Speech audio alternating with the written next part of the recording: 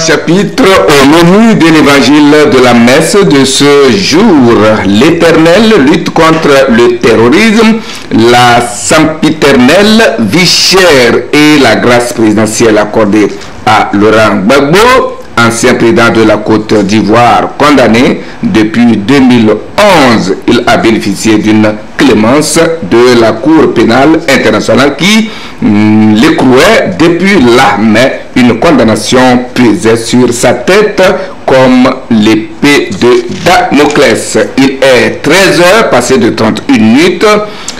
Dans la préfecture de Blita à Koflo et puis même à El Avagnon dans l'Est Mono et à Cricri dans Tchamba.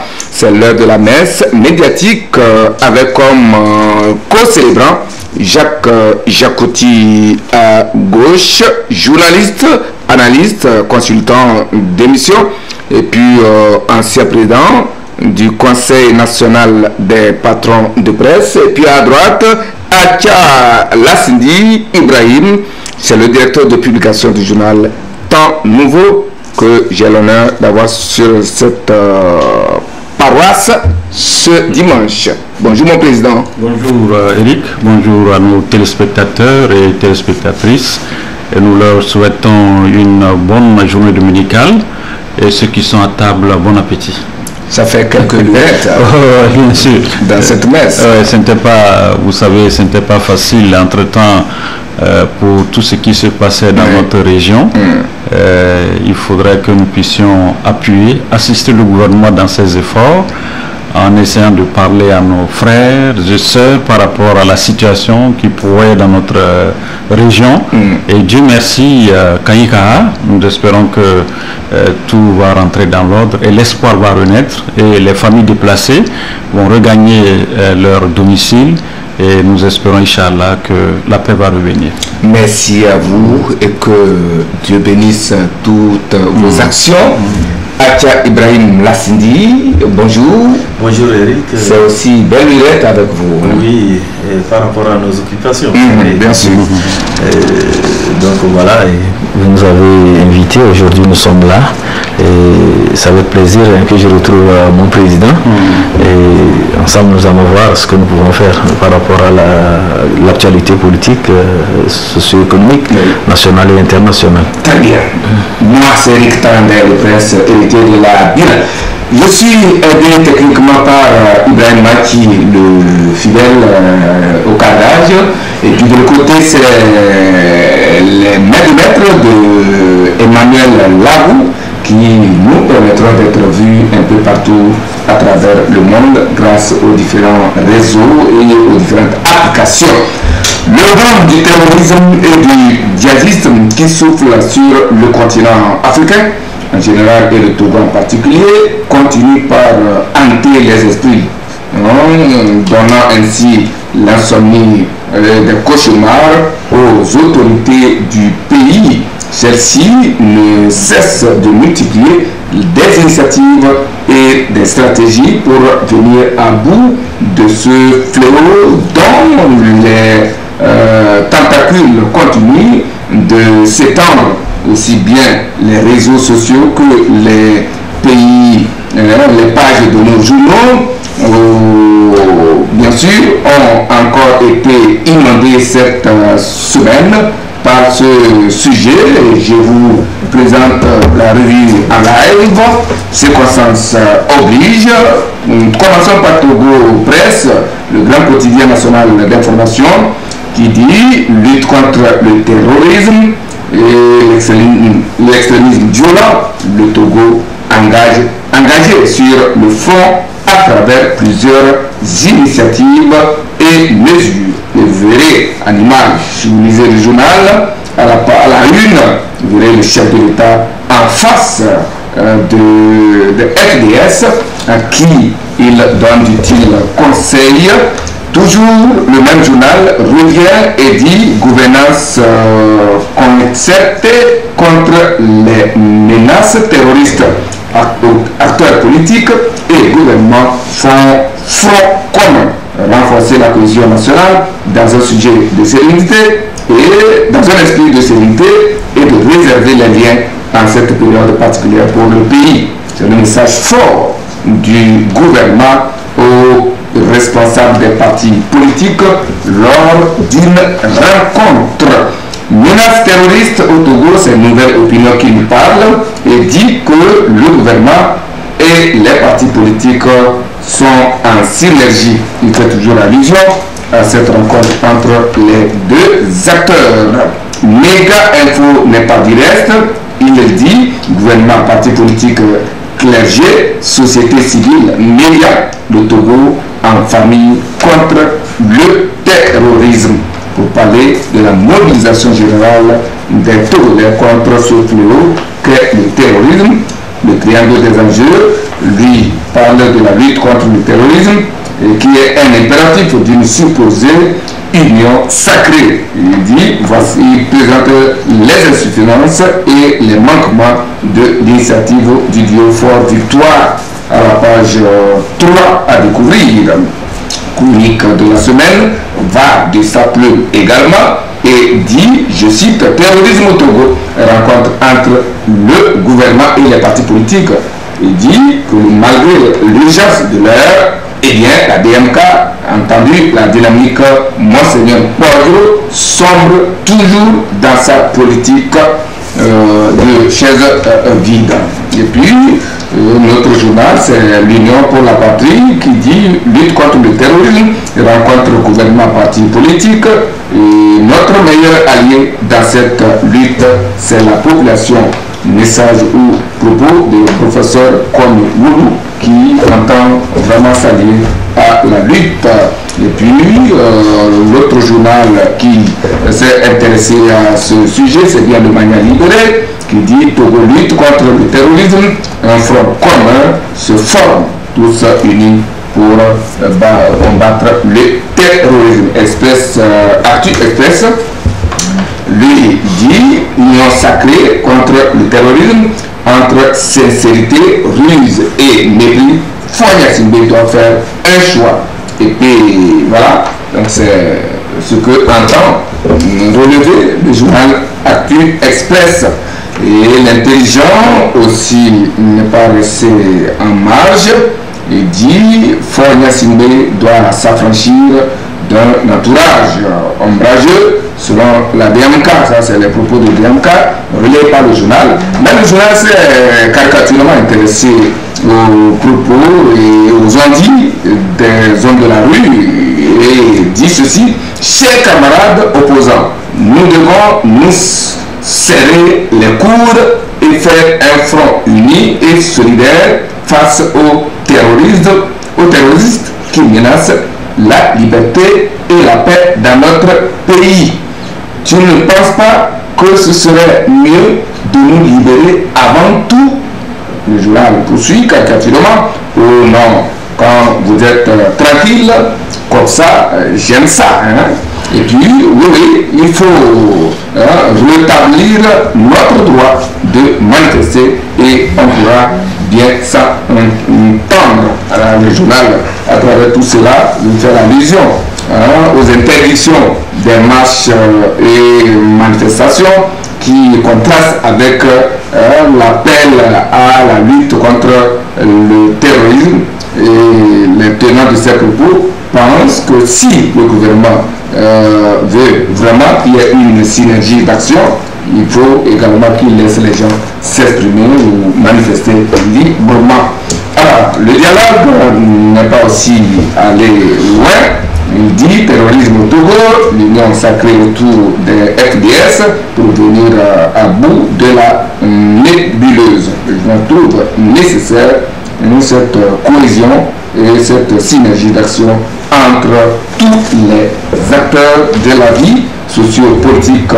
Le libéral va de son côté et parle de la lutte contre le terrorisme et parle également de l'interdiction des manifestations publiques pour des raisons de sécurité, que les gens font amalgame avec l'appel du gouvernement la lutte en synergie contre le terrorisme.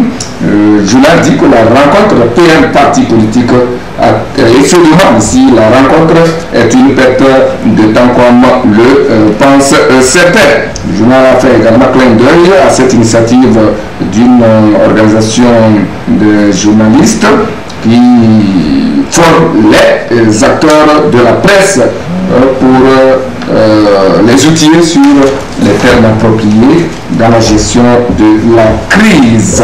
Et ce n'est pas tout. L'autre journal, c'est bien le Messager qui revient également et dit Togo terrorisme, faire face à l'ennemi commun. Il appelle à l'union de tous les fils et toutes les filles de la nation. Consensus national contre le terrorisme appelle le parti politique l'urgence pour le gouvernement de prendre langue avec les sociétés civiles. Et puis l'autre journal qui s'en est intéressé, c'est bien la Nouvelle Tribune qui également parle de la lutte contre le terrorisme et également pense qu'une concertation de la classe politique et avec les acteurs de la vie est importante et souhaite que ces rencontres se perpétuent et se multiplient dans l'intérêt général de la nation. Lutte contre le terrorisme, dit le changement, rencontre gouvernement, parti politique. Elliot Orin, il cite un propos de Elliot Orin qui dit, je cite, il nous faut communiquer à notre tour avec les membres de nos partis pour que ce phénomène dangereux pour notre pays ne gagne pas du terrain. Ce sont des propos de Elliot Orin. C'est le premier vice-président de l'IFC, donc qui déjà adhère sensiblement à cette initiative du gouvernement pour une lutte en synergie, lutte contre le terrorisme. Le FDR appelle elles aussi à une création des conditions susceptibles de mettre tous les Togolais en ordre de bataille. Et enfin, c'est le journal Flambeau des démocrates également qui parle de cette lutte et dit que c'est une hypothétique approche holistique qui est engagée. Voilà tout ça pour cette semaine. Président, pour moi 90% des journaux ou des pages parlent de l'union, de la synergie d'action et de l'unicité d'action contre le terrorisme. Alors, comment vous trouvez l'initiative d'abord du gouvernement d'appeler tous les acteurs politiques à se joindre à la lutte contre le terrorisme? Merci Eric.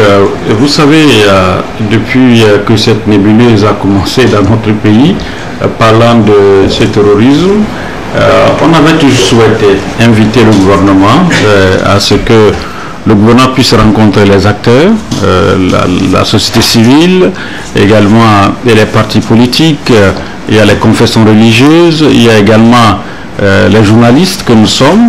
Je crois que le gouvernement a finalement entendu les cris de ceux qui demandaient ces genres d'initiatives de rencontres.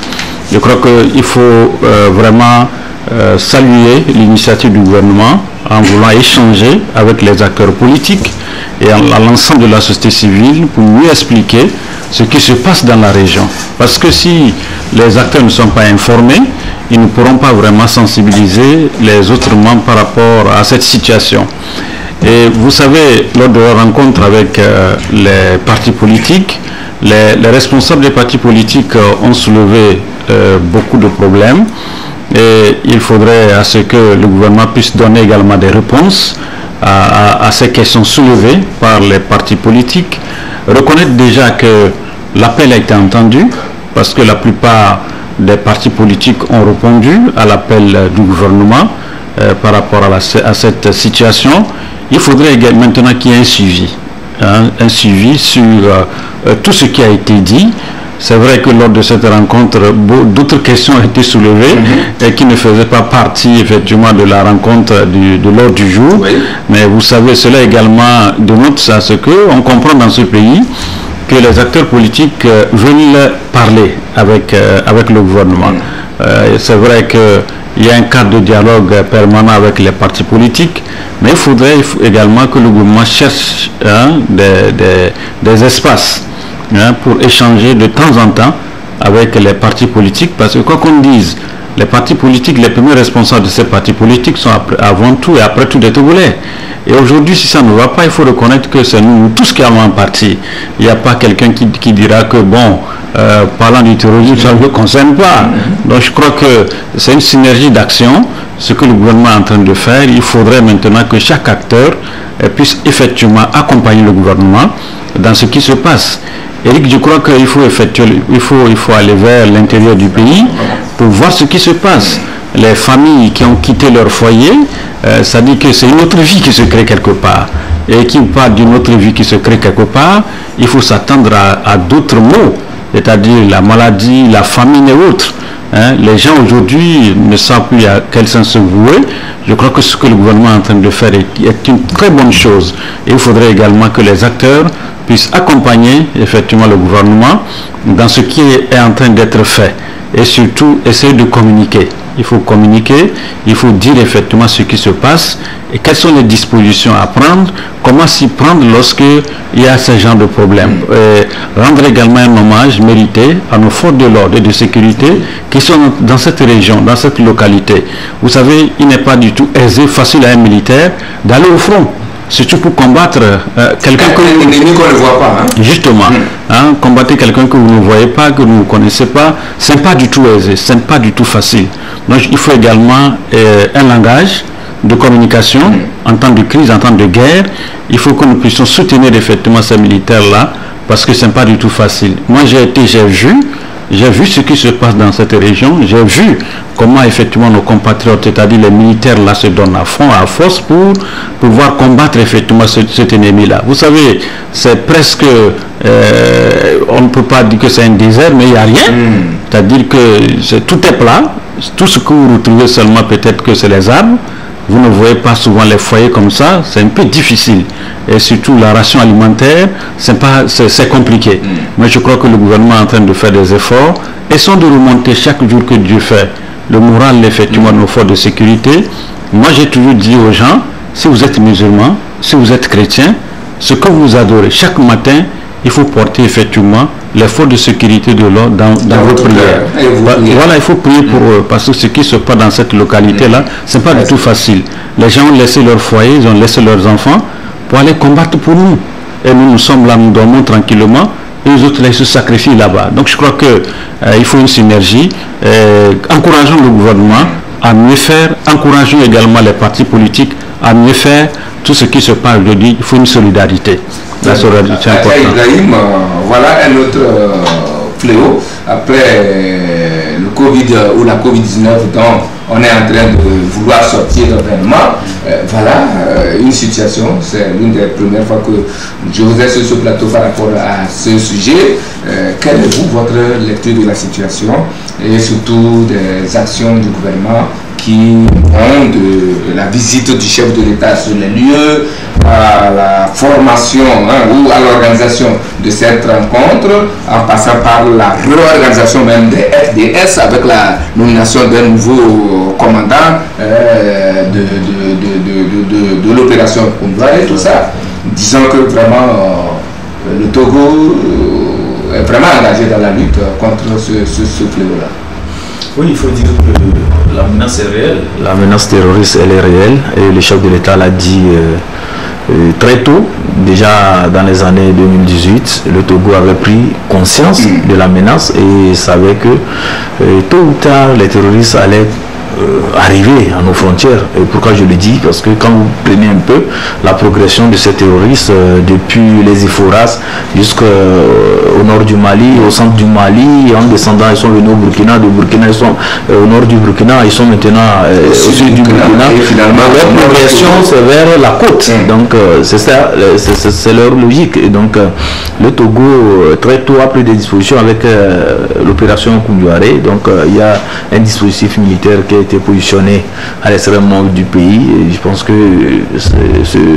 ce dispositif est en train d'abattre du bon travail parce que les tentatives d'agression, les tentatives, les incursions que nous avons notées dans la région a été, quoi qu'on dise, il y a eu une riposte vigoureuse contre ces velléités d'incursion. Donc ça voudrait dire que le Togo a très tôt compris qu'il faille vraiment se préparer et engager une riposte sans merci contre ce phénomène. Et donc au niveau des autorités togolaises, je disais donc outre l'opération Koundiaré qui a été mise en place, l'État a vite compris que la région était secouée par le problème de la pauvreté, et donc il y a eu le volet social qui a été pris en compte, parce que concomitamment à l'aspect militaire qui est déployé dans la région, il fallait aussi mettre en place des mécanismes sociaux pour que la population ne puisse pas facilement basculer dans je peux dire dans les idées qui ont pour fondement l'extrémisme violent. Donc avec les mécanismes, les projets sociaux qui ont été mis en place, ça peut d'une manière ou d'une autre amener la population à savoir qu'il y a d'abord la présence de l'État, parce que quand l'État construit des hôpitaux là-bas, l'État construit comment l'appelle-t-on, met en place les infrastructures socio-économiques, on sent la présence de l'État. Mais quand l'État n'est pas présent dans une région, vous comprenez que c'est un terreau infertile pour l'extrémisme violent. Donc les terroristes n'hésitent pas à s'implanter là-bas et à exploiter les récriminations, tout ce qu'il y a comme problèmes sociaux là-bas, et à prendre pour prétexte parfois même l'absence de l'État pour pouvoir s'installer durablement et constituer une base qui puisse les amener à pouvoir agir et à continuer leur progression vers la côte, comme c'est dit et c'est reconnu que c'est ça qui est dans leur entendement. Et donc au-delà de tout ce qui a été fait, nous dirons tout simplement que il faut la mobilisation générale. Donc tous les Togolais doivent se sentir concernés par cette lutte, et c'est en ce sens que nous saluons l'appel lancé par le chef de l'État et sa présence aussi dans la région des Savanes il y a quelques semaines, et la rencontre avec les acteurs politiques, le gouvernement et les acteurs politiques. Je pense que c'était une bonne opportunité aussi pour les acteurs politiques de s'imprégner de la lutte qui se mène dans la région là-bas, et éventuellement, puisque c'est des gens aussi qui ont, quoi qu'on dise, des apports par rapport à la lutte, donc ils n'ont pas hésité à faire des propositions. Donc moi je souhaiterais que ces genres de rencontres aillent aussi vers les acteurs de la société civile, parce que ces acteurs sont souvent aussi sur le terrain avec des projets et tout ça là. Il y en a qui sont sur des thématiques liées à la paix, à la stabilité, les thématiques liées à la non-violence, aux droits de l'homme et tout ça. Donc si tous ces acteurs là sont mis à contribution, je pense que ça serait très bien, sans oublier nous, les journalistes. Vous avez vu avec le cas de Covid, comment nous avions été devant de la lutte, et nous avons d'une manière ou d'une autre sensibilisé la population, nous avons apporté de bonnes informations dans la lutte contre Covid. Et donc aujourd'hui, je pense qu'avec le terrorisme, il va de soi que le gouvernement puisse nous associer aussi. Je ne dis pas que notre élan patriotique nous amène à le faire, nous le faisons déjà, mais lorsque nous sommes aussi accompagné par le gouvernement, et le gouvernement essaie de nous associer dans la campagne de sensibilisation et tout ça, je pense que c'est aussi un plus. Voilà, on le fait mieux encore, et c'est bien pour que nous nous sentions aussi concernés par cette lutte, ce pacte national que nous voulons mettre en place. Jacques, je reviens toujours sur ce qui est en train d'être fait dans la région des Savanes, qui nous préoccupe tellement. Les cadres, je sais que les cadres du milieu n'ont pas attendu d'abord l'appel du gouvernement pour se mettre devant devant les faits, pour pouvoir prendre le taureau par les cornes. Plusieurs actions ont été menées par ces cadres, et puis on parlait tout à l'heure des projets sociaux initiés par le chef de l'État, disons par le gouvernement. Vous qui visitez régulièrement la région, est-ce que ces projets ont commencé par prendre vraiment forme, et si on peut parler déjà d'impact de ces projets sur... Vous savez, je ne suis pas ici en train de parler de ce que je ne connais pas, de ce que je ne sais pas. Les efforts, il faut reconnaître que le gouvernement a fait quand même des efforts dans cette localité. Mais il faut reconnaître que, vous savez, c'est une localité qui a beaucoup de problèmes. Et quand vous prenez même l'habitation dans ces localités-là, vous allez retrouver des habitations un peu éparses. C'est-à-dire que vous allez trouver peut-être 10 personnes ici. Il faut peut-être faire 5 km pour retrouver encore 5 ou 10 personnes. Vous voyez que ce n'est pas du tout facile pour le gouvernement. Ce n'est pas facile pour le gouvernement. Si par exemple, le gouvernement veut créer par exemple les infrastructures scolaires, sanitaires, les forages, vous voyez que c'est un peu de voilà. Mais il faut reconnaître que depuis un certain temps, le gouvernement fait des efforts. Parlant des forages, c'est des choses concrètes que j'ai vues.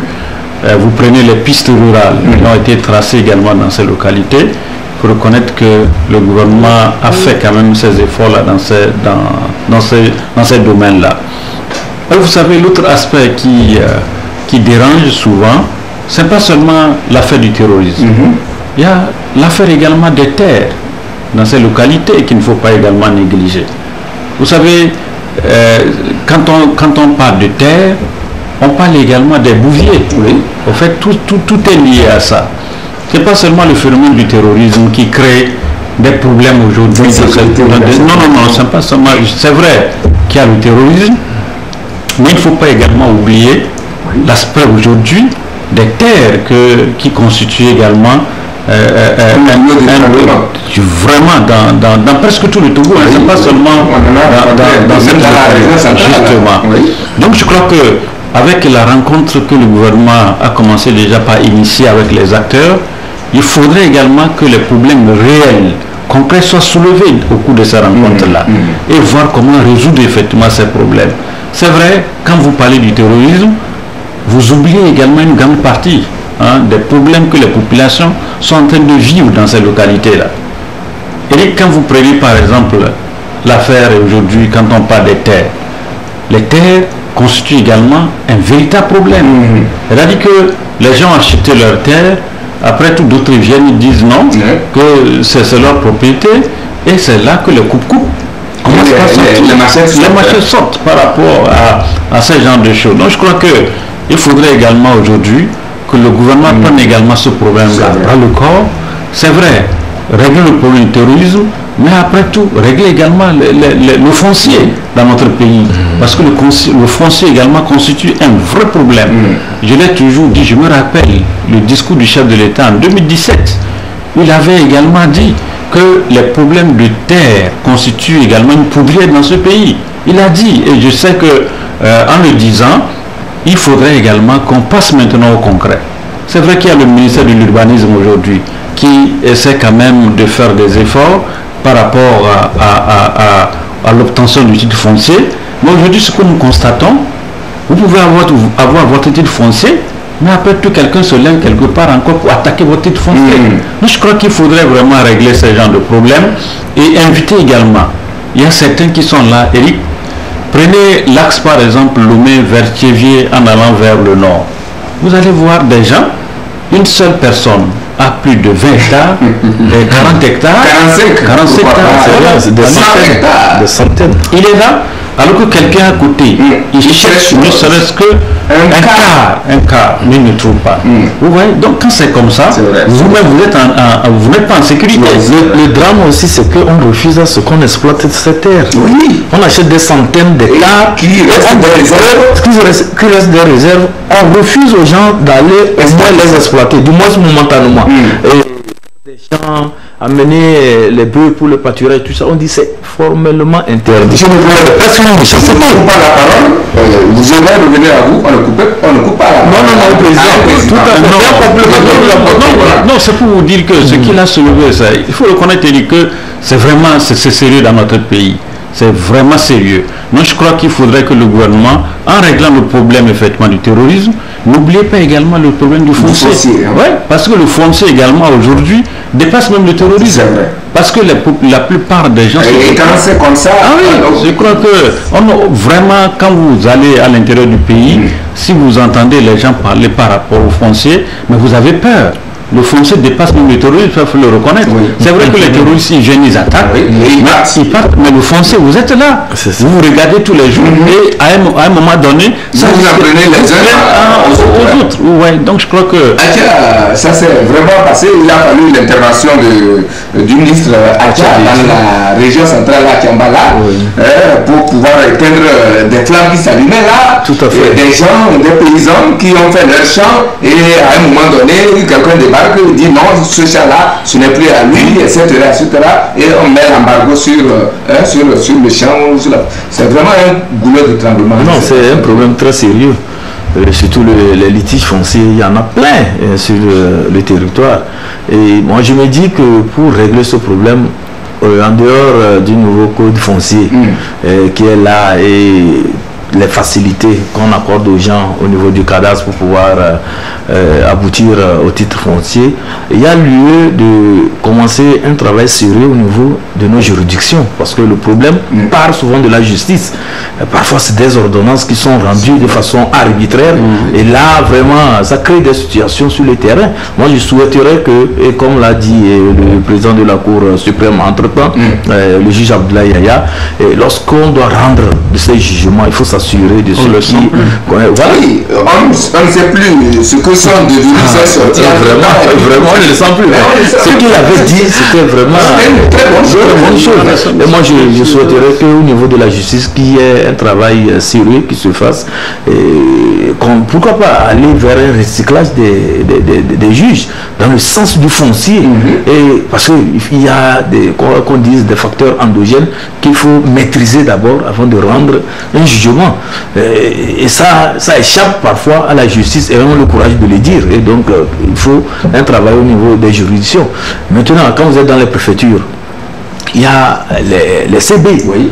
Et parfois qui s'illustrent négativement, et ça crée des tensions entre les familles, entre les communautés, tout ça là a pour dénominateur commun la corruption. Je pense que si on arrive à agir sur ces pans là, on peut arriver vers une situation où ces litiges fonciers là, même si ça venait à être encore plus exacerbé, les gens ne vont plus tenter de résoudre ces problèmes-là par l'extrémisme violent, c'est-à-dire que par exercer leurs droits par la violence et tout ça là. Et moi, peut-être pour terminer, le président, je parle peut-être avec l'autorisation du président, puisque c'est notre président, il nous a toujours parlé du dialogue. Donc lorsque les situations surviennent comme ça, il faut toujours le dialogue. Et je pense que les acteurs politiques, étatiques et tout ça là, tous nous devons commencer par résoudre nos problèmes par le dialogue, la solidarité, la fraternité. Je pense que ce sont des thématiques qui peuvent nous amener à ne pas aller sur le terrain de la violence. Si on commence par inculquer cela à nos enfants, que ce soit au groupe primaire, au collège ou bien au lycée, je pense que ça peut à un moment donné porter des fruits. Si aujourd'hui tout le monde est frustré, tout le monde est mécontent parce qu'il y a des situations dans le pays, la pauvreté est dans les problèmes de litige foncier et tout ça là, vous comprenez que c'est vraiment une bombe à retardement, parce qu'à un moment donné, les gens en auront le ras-le-bol pour pouvoir s'exprimer. C'est l'explosion. Voilà, c'est l'explosion. Donc il faut très tôt agir sur ces terrains-là, et je pense que ça, outre les autorités, nous tous, nous avons notre responsabilité vraiment, et notre petite, comme on le dit, contribution à apporter pour que nous n'arrivions pas à une situation vraiment... Jacques, je pense que vous avez eu une bonne mémoire d'esprit d'embrayer sur cet aspect-là, qui, effectivement, comme vous l'avez dit, constitue un autre terrorisme qui ne dit pas clairement son nom. Mais entre-temps, comme nous le disions un peu plus haut, je crois que le nouveau code foncier a quelque part notifié qu'on ne devrait pas avoir au-delà d'un certain nombre de postes. Oui, 10 hectares. Mais les gens en ont jusqu'à 45 ans. Les gens ont même acheté tout un village, bientôt les faire dans les dieux. Peut-être qui sait si les failles dans les dieux, les failles de Défalé et puis la cascade d'Akloa n'ont pas été achetées par des gens. Mais quand vous allez à Davier ici, vous vous rappelez qu'il y avait une dame entre-temps qui avait dit que tout le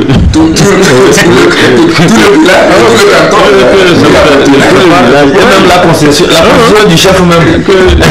C'est pour vous dire, je ne sais pas si vous êtes une fois amusé en allant vers les juridictions de notre pays. Allez-y voir les tribunaux. Tous les jours que le bon Dieu fait, c'est le foncier. C'est ça. Bon, vous allez d'autres affaires là, même c'est minime. Hein, si vous voulez plus voir ce qui se passe, 90%. Allez au tribunal de Tchévier. Allez vers le tribunal dans la veille. Tous les jours, c'est le foncier seulement. Surtout le tribunal de Tchévier. C'est le foncier seulement. Donc, et l'autre aspect, il faudrait également que, moi, ce que vous peut-être demander à nos autorités, d'aller aux états généraux du foncier également dans notre pays. Il faut convoquer les états généraux. Hein, pour régler effectivement une fois pour de bon ce problème de terre dans notre pays.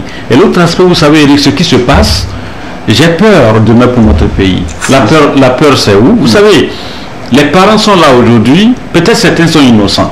Ils vendent les terres sans s'en rendre compte que demain, ils ont par exemple des enfants, une progéniture peut-être qui a voyagé, qui n'est pas là.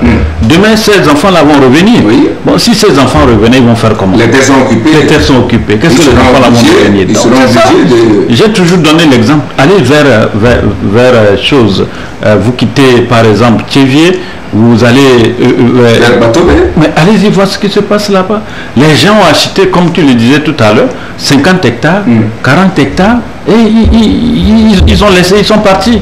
Mais les enfants de ces paysans-là, ils vont revenir un jour.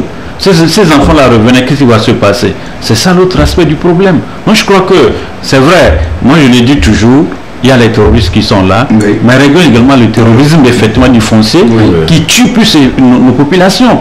Il faut régler ce problème. Et la fois passée, un monsieur qui a acheté par exemple son terrain, après on dit non qu'il y a une réserve administrative qui est passée par là, après on dit non que c'est une route. Finalement, vous savez ce qui s'est passé? Le monsieur, là où le terrain du monsieur, la route est passée par là, mais comme la dame n'a pas été à l'école, il voulait spolier le terrain de la dame. Parce que la route a pris une partie de son terrain, donc il voulait maintenant venir vers la dame là pour compenser. Et puis si vous voyez comment on a tracé la route, il dit mais écoutez, une route zigzag qui ne tient même pas à la route, tout juste parce qu'on voulait éviter à ce qu'on puisse morceler le terrain de l'autre. Donc il faut venir vers le terrain de la dame là, et avec des comptes. Mais si vous voyez, je me suis arrêté et j'ai dit mais écoutez mes amis, mais on a été à l'école. Mais comment une route peut quitter comme zigzag et faufiler entre un terrain pour aller vers l'autre terrain? Non, je dis quand même, mes amis, je crois qu'il faudrait que le ministre de l'Urbanisme et le ministre de la Justice, parce qu'au Togo c'est trop. Vous ne pouvez plus aller au tribunal tout juste pour faire un papier ressorti. Tout le temps le juge est occupé par les affaires foncières. Donc je crois que c'est vraiment important que au cours de ces rencontres-là, avec le gouvernement, il faudrait que le gouvernement puisse évoquer également ces problèmes, surtout avec la chefferie traditionnelle également. Il faut les impliquer dans le règlement effectivement de ces problèmes fonciers-là que nous avons dans notre pays. Vraiment, vous avez très bien fait vraiment d'embrayer sur ce passage, sur ce volet-là. Et nous revenons au terrorisme pour voir depuis un an que l'Afrique en général et le Togo aussi, même pas un an, c'est beaucoup plus que ça. Dans le Sahel, c'est beaucoup plus, près de 10 ans et même plus dans le Sahel. Mais franchement, est-ce qu'on peut venir à bout du terrorisme un jour? Ibrahim, est-ce qu'il n'y a pas lieu de changer de stratégie de lutte? Parce que depuis là, on en parle, c'est comme on est en train de faire la publicité du terrorisme, plus on en parle, plus il pousse des ailes. Oui, il faut voir, parce que quand on parle du terrorisme, c'est un peu vaste, hein, c'est un peu vaste parce que les motivations ne sont pas les mêmes. Il y a plusieurs motivations.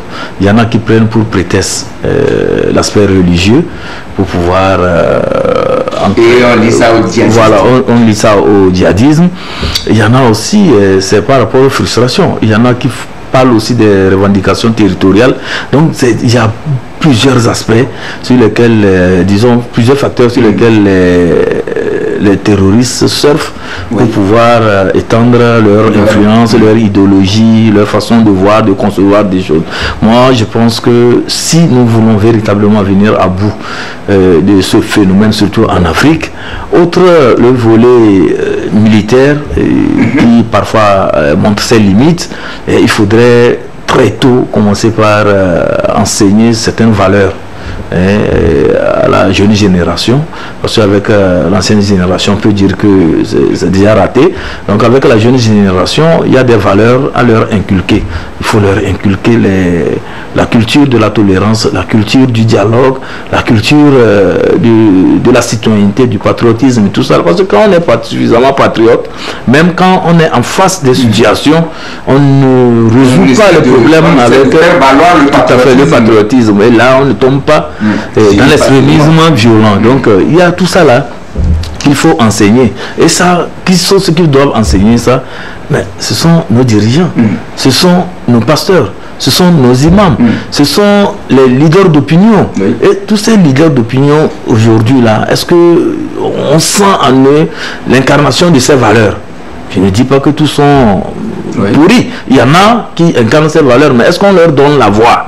Donc je pense qu'il faut revoir tout ça là et ensemble nous pouvons, j'estime et je suis convaincu que si on agit sur ces piliers là, on peut d'une manière ou d'une autre venir à bout du terrorisme. Mon président, je crois que avez-vous une recette?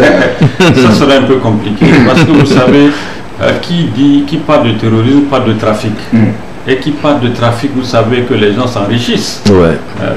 Quand on parle du terrorisme, vous faites c'est quoi? C'est pas les pauvres, hein? C'est les riches qui s'affrontent. Et qui parle de riches, on parle, c'est les armes. Et les armes qui circulent, c'est la drogue, c'est l'or, c'est le diamant qui circule. Donc au fait c'est ça. Donc ce serait un peu compliqué de pouvoir arrêter ce phénomène. Mais aujourd'hui, quand vous prenez par exemple le terrorisme en Afrique, l'Afrique, au fait, c'est les pauvres qui combattent. Parce qu'on voit que, bon, les gens sont là, ils n'ont rien à faire. On vient on les arrole rapidement. Voilà, si tu fais ceci, tu auras ceci. Donc, c'est pourquoi il faudrait aujourd'hui que le gouvernement puisse exploiter les terreaux fertiles. C'est-à-dire qu'il faut aujourd'hui investir. Si vous refusez d'investir, attendez voir ce que les jeunes là, les gens viennent leur parler. Ça, c'est clair. J'ai une fois dit ça ici, au cours d'une rencontre avec les chefs d'État au sommet de l'Union africaine, le président Idriss Déby avait donné un exemple. Et il avait amené une dame du Tchad pour témoigner par rapport à cette nébuleuse, le fait que les gens mettent les ceintures et ils rentrent parmi les gens et ça s'explose. La dame a donné un témoignage, c'était vraiment... Tous ceux qui étaient dans la salle le jour-là avaient des frustrations. Parce que la dame a dit ceci. Elle dit que si elle ou elle a accepté porter ces ceintures-là pour aller parmi les gens pour exploser, c'est parce qu'on lui a fait comprendre que quand elle va mourir et qu'elle va aller au ciel, elle trouvera un monsieur qui ne va plus la battre à vie.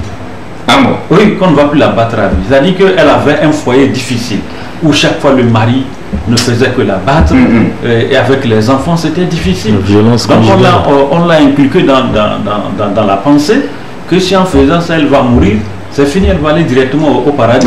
Et quand elle aura au paradis, il y a un monsieur gentil qui l'attend là. Donc c'est pourquoi elle s'est lancée dans ça. Mais finalement quand elle a porté la ceinture pour aller, à un moment donné elle a senti les frissons d'une femme. Elle a dit mais si je tue, parce que c'était des enfants, elle dit mais si des innocents comme ça, si je les tue. Elle a fait référence à ses enfants. Finalement, elle a esquivé, elle est retournée. Donc c'est pour vous dire que certains sont là, c'est la souffrance au fait.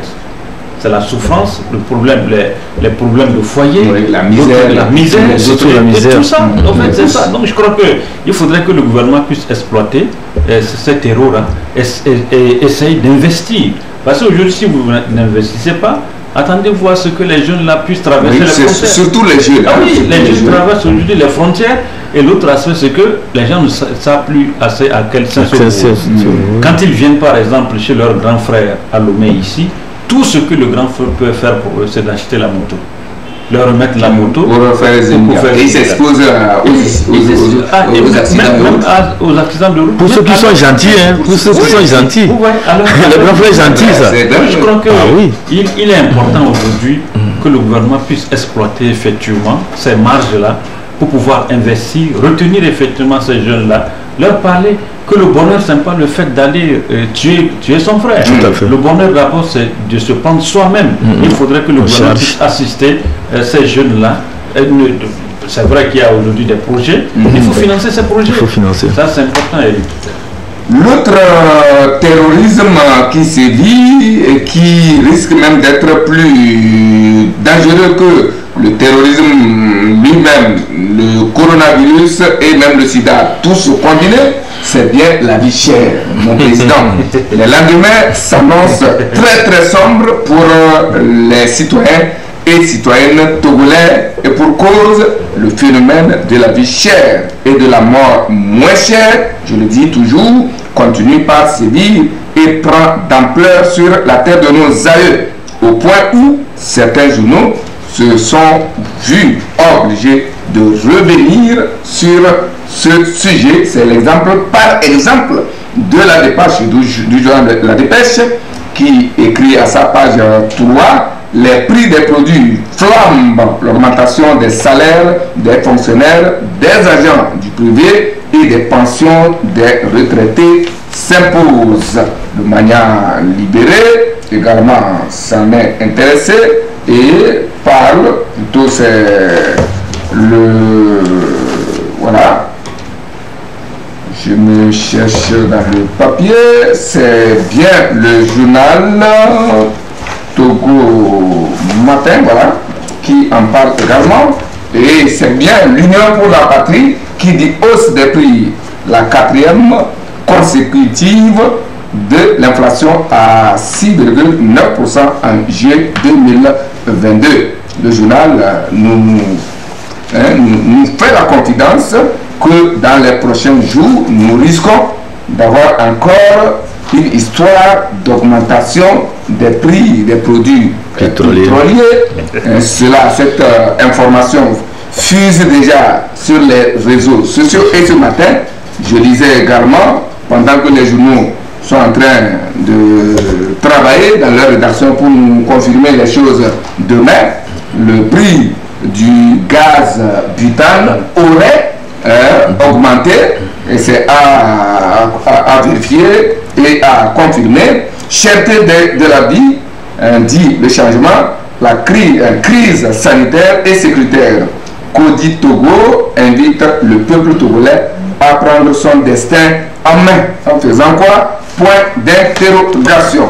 Et c'est Flambeau des démocrates qui ne sait pas dérober à ce sujet et dit: vie chère, les FDR préconisent le relèvement du SMIC. Voilà. Et, président, encore un terrorisme, comme je le disais, auquel fait face, ou doivent faire face les autorités togolaises si elles veulent bien le bien-être de leur population. Vous savez, Eric, quand on parle de la vie chère, il faut reconnaître que le Togolais tire le diable par la queue. Est-ce qu'il y a la queue même? La queue, on l'a tirée jusqu'à ce qu'elle est coupée. Oui, c'est même plus, il y a la queue encore. Ça, il faut reconnaître que la vie est dure. La vie est tellement dure au Togo. Quand vous prenez le carburant, on était là, on criait, après on a augmenté. Bon, entre-temps, on a cru que ça allait s'arrêter. Et puis, samedi, on nous parle également de l'augmentation du prix du gaz butane. Ouais, donc c'est pour vous dire que c'est difficile pour nous. Et l'augmentation du prix du gaz butane, je ne sais pas comment cela a été pensé, Mais vous savez, le gouvernement s'était lancé dans un projet de reboisement de notre pays. Je me rappelle le ministre Foli Bazi Kadali s'était donné effectivement le cheval de bataille pour dire qu'il fallait attendre, je crois, combien d'hectares? 1 milliard. 1 million. Mais si aujourd'hui on augmente le prix du gaz butane, attendez voir ce que ce projet-là tombe dans l'eau. Parce que finalement, les arbres qu'on aurait plantés, on va les abattre pour le charbon. Vous voyez, donc je crois que je ne sais pas comment cette mesure-là est tombée, mais il faut reconnaître que ça va créer plus de problèmes aux Togolais que nous sommes. Parce qu'entre-temps, quand vous circulez un peu vers l'intérieur du pays, on revoit quand même qu'il y a la verdure. Ouais. Mais aujourd'hui, ça ne sait pas faire. Avec ce qui s'est passé là, l'augmentation du prix du gaz, les arbres que nous voyons là, les arbres vont disparaître. Donc je crois que j'ai l'impression, et c'est l'impression de nos populations, c'est comme si le gouvernement est un peu démissionné. Je crois qu'il faudrait que le gouvernement puisse revoir effectivement sa façon, sa manière de faire. C'est vrai qu'on nous parle de la subvention, que le gouvernement ne veut plus subventionner, mais si vous ne subventionnez pas, vous laissez les populations leur merci. Depuis là, les salaires n'ont pas bougé. Les salaires sont restés tels qu'ils étaient depuis. Et de jour en jour... les salaires qui sont d'ailleurs avalés par les différentes taxes. Taxes, vous voyez. Donc, quand vous prenez aujourd'hui 10 000 francs pour mettre le carburant dans votre... Vous ne pouvez pas arriver chez moi de tout copier et revenir. Je crois que c'est un peu compliqué. Plaise au gouvernement de revoir certaines dispositions pour aider les populations. Parce que ça ne va pas du tout. Ça, il faut qu'on se dise la vérité. Bientôt, c'est la rentrée scolaire. Quand vous allez... Je me suis amusé la fois passée en passant vers les bonnes dames là pour voir un peu les prix des fournitures. Ça a flambé. Hein, voilà, on va acheter les fournitures, on va payer les collages et chaque jour on va déplacer nos enfants pour aller à l'école, on va leur donner... Hier j'étais à une réunion des parents d'élèves d'une école privée qui nous annonçait clairement qu'on doit s'attendre à l'augmentation des frais de scolarité. Non, c'est clair, les charges. Donc je crois qu'il faut que le gouvernement puisse revoir cet aspect-là. Bientôt c'est la rentrée. Vous voyez, amusez-vous, allez-y vers les bonnes femmes qui vendent les cailles, là vous allez voir. Moi je crois qu'il faudrait qu'on fasse quelque chose pour soulager un peu la souffrance de nos populations. Acha, comment vous lisez la situation à Tango? Non, par rapport à la vie chère, nous disons que c'est presque partout, que ce soit partout, même en Europe, nos frères qui avaient l'habitude d'être magnanimes envers nous, ont commencé par serrer les choses là-bas. On le comprend, bien évidemment, on comprend que vraiment ça ne va pas. Ça ne va pas. Et quand vous revenez ici au Togo, est-ce que nous nous retrouvions par le passé? La vie était toujours chère. Et maintenant, ça s'est exacerbé, les choses sont corsées. Et là, en tant que dirigeant, je pense que les autorités doivent voir ce qu'il y a lieu de faire. Il faut penser à des mécanismes plus forts. Et penser aussi à voir dans quelle mesure on peut agir sur certains leviers pour que la population ne puisse pas avoir le sentiment qu'elle est saignée malgré le poids de la vie. Parce que quand je dis ça, c'est par rapport aux taxes. Et si le gouvernement arrivait à revoir certaines taxes, que ce soit au niveau des péages, parce que la catégorie qui a été prise en charge tout récemment, si vous prenez un peu au point de vue numérique, les véhicules poids légers, les motocyclistes et les tricycles et tout ça là, vous verrez qu'ils sont plus nombreux que les véhicules gros porteurs et tout ça là, où il y a eu un peu d'allègement. Donc il faut aussi étendre l'allègement là au niveau de ces catégories d'usagers aussi de la route et voir aussi comment on peut harmoniser les taxes. Parce que quand moi j'achète le litre, selon la structuration des prix, vous verrez que quand tu achètes 1 litre de carburant, il y a au moins 20 francs comme ça, ou bien 30 francs qui est affecté à l'entretien routier. Vous comprenez? Donc, et la même chose encore quand vous allez au niveau des péages, on dit que tout ce qu'on collecte là-bas, c'est pour l'entretien routier. Donc, vous voyez, l'usager fait plus de double sacrifice pour l'entretien routier. Donc, l'État peut voir dans quelle mesure on peut au moins sacrifier un pour que l'usager ou bien la population ne se sente pas vraiment trop harcelé et trop vraiment abattu par les taxes. Donc, il y a ce facteur aussi qu'il faut voir, et ensemble, moi je pense que le gouvernement aussi, puisque le chef de l'État l'avait dit par rapport à la solidarité nationale, donc ceux qui ont eu l'avantage de jouir de certains privilèges de l'État et qui ont des moyens, mais pourquoi pas investissez et soutenez vos frères, parce que c'est très important. Pourquoi au Togo les gens ont peur de soutenir leurs frères? Sur d'autres cieux, vous voyez des mécènes un peu partout, des gens qui s'annoncent derrière certaines personnalités, sous d'autres cieux, vous voyez plus de 10 000 familles qui sont là et qui bénéficient souvent de leur largesse. Tout ça, ça contribue vraiment à créer une certaine cohésion nationale, ça contribue à maintenir au moins la société dans une situation qui ne peut pas l'amener surtout à renforcer la résilience. Et c'est dans cette situation. Mais pourquoi au Togo les gens ont peur?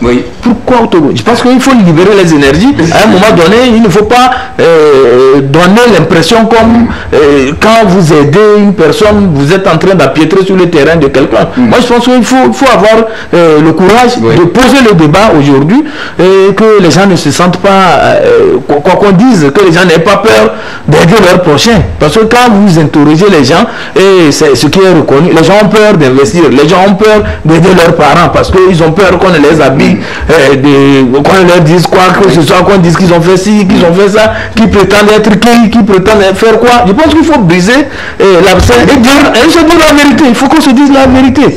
Parce que quand vous prenez un peu la façon dont les choses se passent dans le pays, vous allez voir que tout cet habillage-là est fait par des esprits nés. C'est des gens qui sont dans un coin, qui distillent ces idées-là, alors qu'en réalité, comme vous voyez un peu, celui pour qui on dit qu'il ne faut pas faire ceci et ceci, lui prône plutôt la solidarité. Donc ça voudrait dire qu'à quelque part, il y a quelque chose qui ne marche pas. Donc brisons tout ça là, libérons les énergies, que les gens se sentent libres en tant que Togolais, s'ils veulent aider leurs frères, qu'ils aident leurs frères. Jacques. Non, moi je crois que, vous savez, quoi qu'on dise aujourd'hui, Eric, l'entraide a quitté le Togolais depuis. Il faut qu'on se dise la vérité. C'est rare, vous allez voir, c'est des rares personnes et personnalités aujourd'hui qui aident leurs prochains. Les autres ont fui. La solidarité. Les gens ne veulent plus. Comme il a dit, on ne sait pas ce qui se passe, mais les gens ne veulent plus aider. Ceux qui aident aujourd'hui sont tellement rares.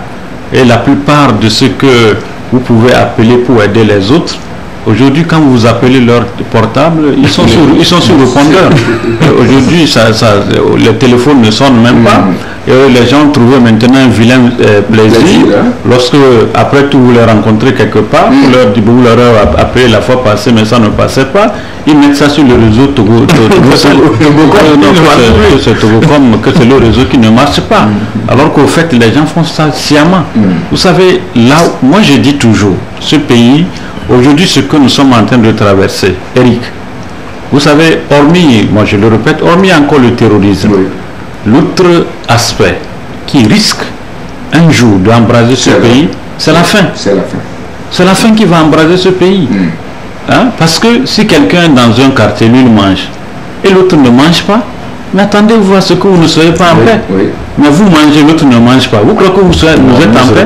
Vous ne serez pas en sécurité. Sous la menace de l'autre. Quand vous prenez aujourd'hui l'insécurité dans notre pays, surtout le vol. Le vol a encore repris. Le vol a repris parce que les gens, certains sont là, ils cherchent quelque chose à manger. Et vous allez voir aussi également qu'il y a trop de menteurs aujourd'hui dans notre pays. Ceux qui n'allaient pas mentir pour manger sont obligés de mentir aujourd'hui pour pouvoir trouver quelque chose. Vous voyez, et puis il y a trop de mendiants. Lorsque l'argent ne circule pas, attendez voir ces genres de choses. L'argent ne circule plus dans le pays. On ne sait pas où est-ce que l'argent est resté. Mais à côté de ça, c'est les moyens. C'est les moyens aujourd'hui. Donc il faudrait aujourd'hui que le gouvernement se dise aujourd'hui qu'à part le terrorisme, il y a le terrorisme social qui risque également d'être plus dangereux que le terrorisme. Parce que les gens, à un moment donné comme ça, les gens vont se soulever. Vous ne saurez pas où ça va passer. On l'a vu la fois passée, c'est vrai que le président Sierra Leone a dit non, que c'est une manipulation politique, mais ce n'est pas une manipulation politique. À un moment donné où les gens, lorsque les gens sont fatigués, les gens ne savent plus à quel sens se vouer. Ils vont à gauche, ça ne va pas. À droite, ça ne va pas. Devant, ils ne vont pas. Écoutez, à un moment donné, ils vont se dire, mais écoutez, pourquoi nous sommes là? Avançons. Donc je crois qu'il faudrait que le gouvernement puisse prendre la mesure des choses et se dire aujourd'hui que, attention, nous sommes en train de glisser. Hein? Lorsque les populations ont faim, ils n'auront plus d'oreilles. Parce que depuis depuis un certain temps, c'est les augmentations seulement. Les augmentations, les plus femmes tous les jours. Vous allez au marché aujourd'hui avec 5 000, vous ne pouvez rien. Nous sommes en saison de récolte de maïs, mais le maïs continue par coûter cher. Je crois qu'il faudrait, Acha a bien soulevé le problème, il faudrait aujourd'hui que ceux qui ont les moyens, puissent soutenir les faibles. Au fait, c'est ce que Dieu a dit. Lorsque vous êtes fort, il faut que le fort soutienne le faible. Tout à fait. Fort avec F-O-R-T, bien sûr. Donc il faudrait que le fort puisse soutenir le faible. Donc qu'aujourd'hui, dans notre pays, les gens se disent, quand vous voyez votre frère qui souffre, il faut l'aider. Si vous ne l'aidez pas, vous êtes en insécurité aussi. Vous voyez, quand vous prenez la plupart des entreprises aujourd'hui, certains sont en train de fermer. Parce que certains doivent à leurs employés peut-être 10 mois, certains 1 an, certains même des années. Ils n'arrivent pas à payer. Donc vous voyez, donc je crois qu'il faudrait aujourd'hui, avec tout ce qui se passe, que ceux qui sont là, qui connaissent par exemple ce genre de personnes, qui connaissent pas ces entreprises, qui connaissent les frères, qui connaissent les sœurs, qui sont là en train de souffrir, il faut les aider. J'apprécie effectivement, ça c'est du fond de cœur que je l'ai dit. Un ministre dans ce pays, je vous dis, ce ministre, il faut reconnaître que lui, je ne sais pas comment Dieu l'a donné cette capacité-là. Il est là, je vous dis, c'est-à-dire que lui n'attend pas que les gens aillent lui demander avant qu'il le fasse. Parce qu'il a compris. Donc il agit. Donc je crois qu'il y a des gens qui ont des moyens dans ce pays. Il faut qu'ils puissent soutenir également les gens. Il y a un monsieur qui m'a fait rire la fois passée, mais après tout j'ai dit qu'il ne fallait pas rire. Parce qu'il dit que c'est eux qui vident par exemple les poubelles. Il dit qu'il est allé dans une maison d'un monsieur, tout ce qu'il a vidé, il a pris 2 jours pour vider la maison. Vous savez quoi? C'est les bouteilles de champagne. Et il s'est amusé à aller demander combien coûte une seule bouteille de champagne. On a dit une bouteille coûte 170 000. 2 jours pour vider les bouteilles de champagne dans une maison. 170 000, Eric, vous multipliez cela, vous allez voir. C'est un individu. Donc vous voyez, et quelque part cet individu là, quelqu'un à côté de lui là, il ne trouve pas à manger. Donc je crois que, une fois encore, moi j'invite les autorités. Nous sommes en train de glisser. Il faudrait que les autorités soient vigilants. Nous glissons, nous sommes en train de glisser un peu. Il faudrait qu'ils reviennent à la raison pour soutenir les populations. C'est vrai que le parti politique FDR a parlé d'essayer de relever un peu les salaires et le SMIC. Vraiment, il faut que le gouvernement puisse penser à ça. Certains pays dans la même situation l'ont fait. Tout à fait. Par exemple, le Sénégal l'a fait, la Côte d'Ivoire même, qui a des soucis, l'a fait, et puis d'autres pays également. Jacques, vraiment merci pour cet éclairage. Et je pense que c'est l'occasion aussi de parler des transferts monétaires. Vous savez que l'État a initié des transferts monétaires aux ménages vulnérables et c'est 15 000 francs si j'ai bonne mémoire. Et je pense qu'il faut... Bon, il y a des familles qui bénéficient de ça, mais moi j'estime que 15 000 dans cette situation de vie chère, de flambée des prix et tout ça là, si l'État peut revoir un peu sa copie, essayer de chercher des ressources additionnelles pour pouvoir relever un peu cette aide là, je pense que ce serait bien. Parce que le Sénégal a pris exemple sur le Togo, mais le Sénégal a fait mieux. Le Sénégal est allé jusqu'à 80 000 par ménage. Donc le Togo, je pense que nous sommes les pionniers dans cette histoire de transfert monétaire et c'est un très bon mécanisme pour réduire la pauvreté. Donc je pense que nous pouvons aussi faire encore mieux et là ça ne fera que atténuer le poids de la vie dans notre pays. Vraiment, oui, Jacques. Un instant. Ok. On me fait signe que le temps qui nous est imparti vient de partir et je tiens sincèrement à vous remercier. Merci. Et surtout à vous féliciter pour l'éclairage et les analyses assez profondes. Et je pense que si les autorités nous écoutent et mettent ça en pratique, je tiens à dire félicitations et merci à Jacques parce que cette rencontre entre le gouvernement et les partis politiques a été d'abord suggérée par vous et après c'est le journal La Machette également qui l'avait relevé au cours d'un club de la presse. Cela veut dire qu'on nous écoute, on nous suit et par rapport à cette question de vie chère, franchement, nous demandons à l'État de faire quelque chose, sinon on ne sait pas de quoi sera fait, où seront faits les lendemains pour le Togolais. Donc sur ces vœux que nous mettons fin à cette messe et nous vous remercions très sincèrement de l'avoir suivi. Merci à Jacques, président, ancien président du CONAP, et puis le DG de la radio, la toute première de l'évangile, JDA, JBA, Jésus vous aime. Merci à Jacques, à Ibrahim Acha, Lassidi, le directeur de publication du journal Temps Nouveau. Merci à Emmanuel Lagou et merci également à Ibrahim Maki. C'est donc tout pour aujourd'hui. Et comme d'habitude, c'est Platon qui nous inspire aujourd'hui pour la sagesse. Il dit ceci: l'union est la condition principale de la force d'un État. L'union est la condition principale de la force de l'État. C'est de Platon. Bonne méditation. On se retrouve dimanche prochain, si Dieu le veut, et il le voudra.